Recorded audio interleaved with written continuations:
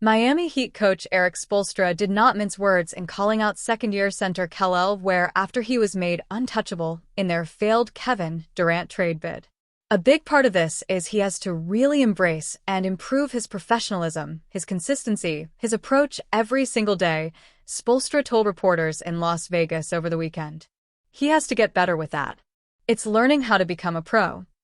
It has been an issue for Ware in college, which the Heat dismissed during the pre-draft process, according to a June 2024 report from Anthony Chang of the Miami Herald.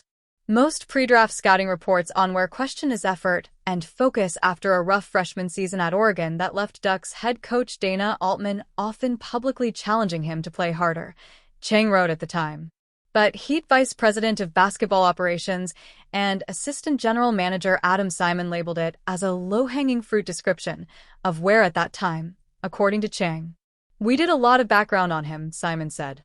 Heat Director of College and Pro Scouting Keith Askins, Heat Vice President of Player Personnel, and Sioux Falls Skyforce General Manager Eric Amsler, our scouting staff. We talked to everybody from Coach Chris Crutchfield, who's at Omaha in Nebraska now and recruited him to Oregon, the Oregon staff, everybody at Indiana, people that have worked with him. Everybody says he's a willing worker and he wants to get better. Expectations skyrocket after untouchable tag. Spoelstra has been hard on Ware this offseason. The multi-titled coach expects a lot from Ware after the 7-foot center made it to the all-rookie second team, averaging 9.3 points, 7.4 rebounds, and 1.1 blocks. "I understand that he was 20 last year, and he's 21. He has bigger expectations," Spoelstra told reporters. "It's not your normal growth and growing pains of a young player learning how to become a pro. But that's what this summer is about. Learning how to become a pro, learning how to be consistent every single day. The talent is there, the professionalism and consistency have to improve, and our standards are not going to change, and our expectations of how fast we want that to improve for him are not going to change. But he's got to get better at it.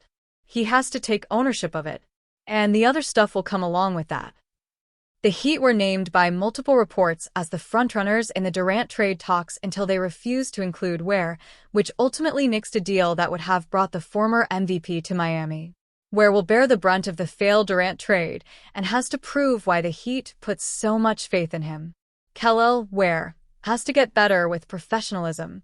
Spoelstra said that aside from Ware's professionalism, they are also working on the big man's defense and his body.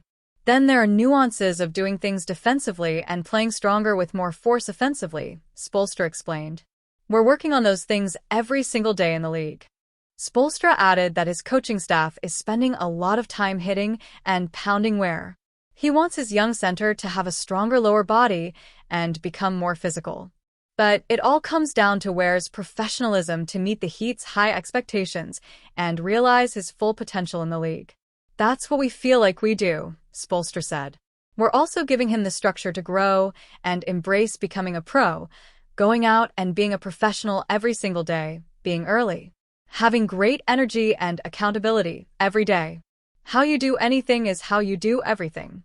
He's taking some steps, but it's got to get better. He has to get better with professionalism. The Los Angeles Lakers have spent much of this offseason assessing how to reshape their roster around LeBron James and Luka Doncic. After adding center DeAndre Ayton, upgrading wing depth and adding more two-way versatility have been major points of focus as they look to improve from their first-round exit last season and contend for a championship next year. One name that kept surfacing in trade chatter was Andrew Wiggins. The Miami Heat forward, recently acquired from the Golden State Warriors in February, was said to have been a major target for LA all summer. Per Clutch Point's Anthony Irwin, Miami fancied the possibility of trading the former number 1 overall pick to the Lakers in exchange for Rui Hachimura, Dalton Connect, and draft assets. However, that speculation appears to be over after Dan Woik of The Athletic shut down the rumors for good on the Zach Lowe show. Speaking with Lowe, who claimed he didn't really understand those trade rumors to begin with, Woik responded by saying the following: "They're not interested in Andrew Wiggins. I think I can put that to bed." Wiggins, who was the Heat's return package in exchange for Jimmy Butler, is coming off a 2024-25 campaign in which he averaged 18.0 points, 4.5 rebounds, and 2.6 assists, shooting 44.8% from the field and 37.4% from three-point range between his stints with Golden State and Miami. However, it now appears that the Lakers will not be looking in his direction as they perhaps continue to explore better fits to round out their wing rotation and bench depth. The Miami Heat just made a trade for Norman Powell that upped their ceiling in 2025-26, potentially as high as an actual playoff team, top 6 seed, that doesn't have to fight its way into the last 2 spots in the East via the NBA's play-in tournament. That Miami got Powell for very little in return isn't the feather in the franchise's proverbial cap that some have made it out to be. Multiple analysts at ESPN and The Ringer have pointed out correctly that the Los Angeles Clippers made the move for 2 reasons. First, they ran into a wall in contract negotiations with Powell, who is an expiring contract next season, and wanted something in return rather than losing him for nothing. The Clippers got that in 27-year-old forward John Collins, most recently of the Utah Jazz, via the 3-team deal. He adds some offense and athleticism to their front line, 19 points and 8.2 rebounds per night last season. Second, Los Angeles is the clear frontrunner for shooting guard Bradley Beal once the Phoenix Suns waive him and stretch his contract, which could happen any day now. The Clippers will be able to replace Powell with Beal in what is essentially a wash, give or take a few points per game, via the swap of score-first guards. One development that could prove the Heat's signature move of the last few summers if they could maneuver it, however, would be to flip Powell and other solid players for a bona fide superstar who could help put Miami back in true NBA Finals contention in an injury-battered Eastern Conference. Kevin Durant, a longtime target in South Florida, is no longer on the market. However, former Heat superstar and current Los Angeles Lakers forward LeBron James just might be. Heat can use Norman Powell as key piece of trade for LeBron James. Zach Lowe on Monday, July 14th, floated a trade idea between the Lakers and Heat built around some of the younger talent in Miami. There's a Heat reunion trade that kind of actually makes some sense for both sides, Lowe said.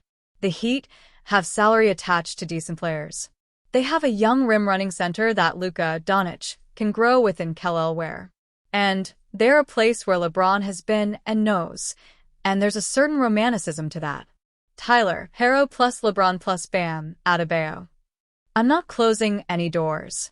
Lowe added the caveat that he believes James will end up back with the Lakers next season after exercising the $52.6 million player option on his contract a couple of weeks ago. And that is the most logical outcome given how complicated any trade would be, though there is a world where it makes sense for all 3 parties involved. There's a Heat reunion trade that kind of actually makes some sense for both sides, Lowe said. The Heat have salary attached to decent players. They have a young rim-running center that Luka Doncic can grow with in Ware. And they're a place where LeBron has been and knows, and there's a certain romanticism to that.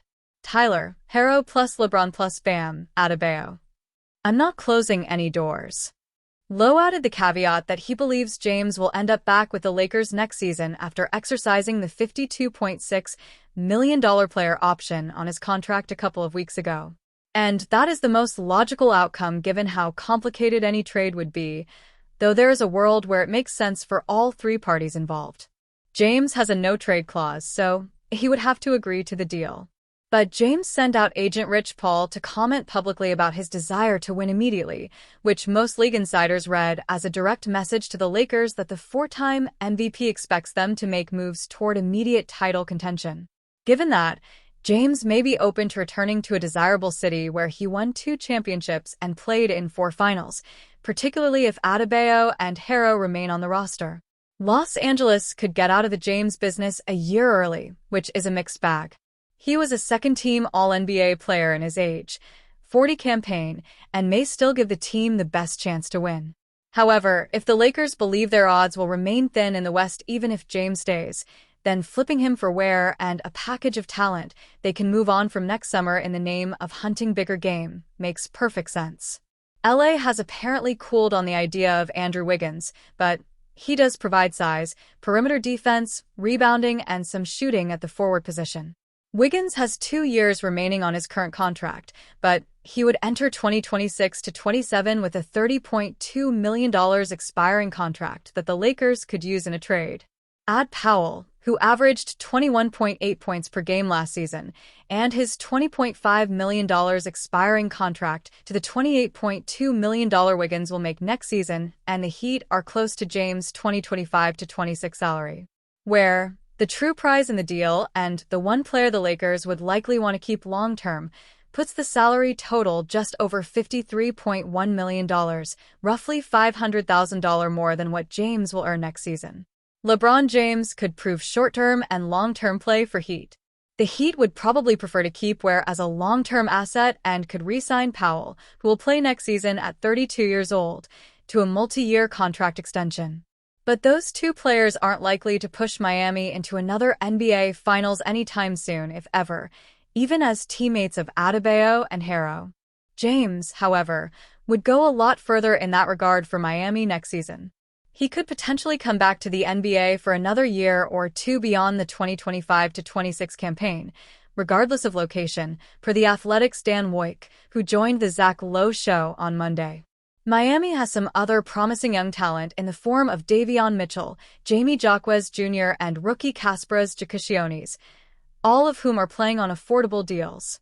If the Heat were to trade for James, and then he was to return beyond next season at a considerably reduced annual average salary, the franchise would have some flexibility to go out and recruit in free agency, not to mention more juice via James' presence on the roster and the championship equity he would bring to Miami, even in his early 40s.